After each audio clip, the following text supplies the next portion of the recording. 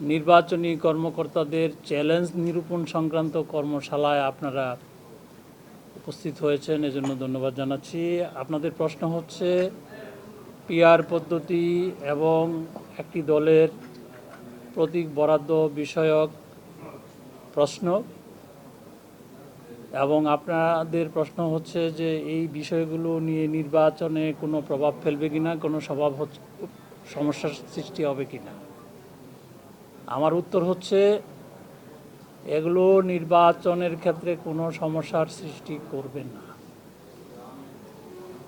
কারণ হচ্ছে নির্বাচন কমিশন সাংবিধানিক প্রতিষ্ঠান, বিদ্যমান আইনের আওতায় সে সমস্ত কাজ করে যাচ্ছে এবং করবে।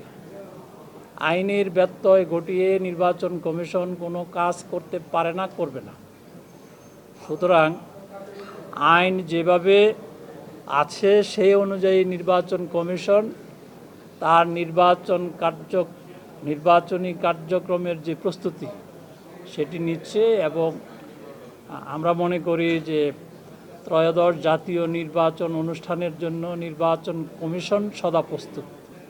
আপনার প্রশ্নটি হচ্ছে যে নির্বাচন স্বচ্ছ হয়নি, এই কথা কোনো দল বলতে পারে।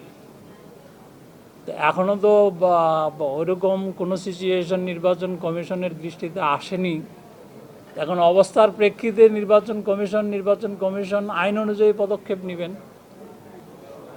আপনারা ইতিমধ্যে মিডিয়ায় দেখেছেন আমাদের সিনিয়র সচিব সাহেব পরিষ্কার এবং স্পষ্টত আইনগত দিকগুলো ব্যাখ্যা করেছেন, এবং গতকাল আমাদের প্রধান নির্বাচন কমিশনারও এই বিষয়ে বক্তব্য রেখেছেন। আমি এটিতে আর নতুন করে কোনো কিছু সংযোজন বিয়োজন করতে চাই না। এই সমস্যাগুলো যাতে না হয় সেজন্য আমাদের ফিল্ডে কার্যকর মোবাইল টিম, মোবাইল কোর্ট, তারপরে ইলেকটোরাল ইনকোয়ারি টিম, তারপরে আপনার পর্যবেক্ষক টিম সহ আমরা মোবাইল অ্যাপসের মাধ্যমে প্রতিটা সেন্টারে কোথায় কি হচ্ছে না হচ্ছে সেই বিষয়গুলো যাতে আমরা মনিটর করতে পারি সেই ব্যবস্থা আমরা নিচ্ছি।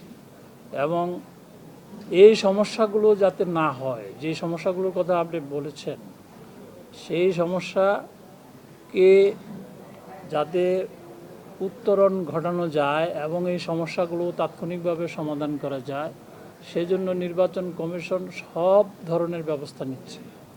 আমরা খুব নিবিড়ভাবে পরীক্ষা নিরীক্ষা করে যারা অতীতের নির্বাচনের সাথে অবৈধ কাজের সাথে সংশ্লিষ্ট ছিলেন তাদেরকে আমরা নির্বাচনী দায়িত্ব থেকে দূরে রাখব।